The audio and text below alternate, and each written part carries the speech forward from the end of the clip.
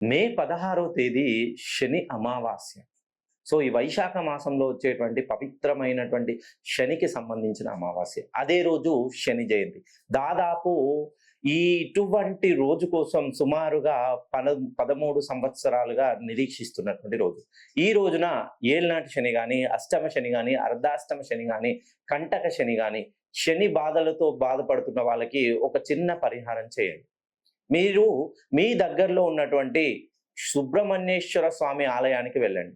ఆలయానికి వెళ్ళి ఉదయం వేకువజామున నేను చెప్పినటువంటి పంచామృతాలతో 5 రకాల నూనెలతో సుబ్రహ్మణ్యేశ్వరుడికి అభిషేకం చేయించిన తర్వాత నేను ఒక దివ్యమణి లాకెట్ పంపిస్తాను. ఈ లాకెట్‌ని ఆ సుబ్రహ్మణ్యేశ్వరుడి సన్నిధానంలో సుమారుగా 27 ప్రదక్షిణలు చేసిన తర్వాత ఈ లాకెట్‌ని మనసులో సుబ్రహ్మణ్యేశ్వరుడిని స్మరించుకొని ఈ లాకెట్ వేసుకోండి.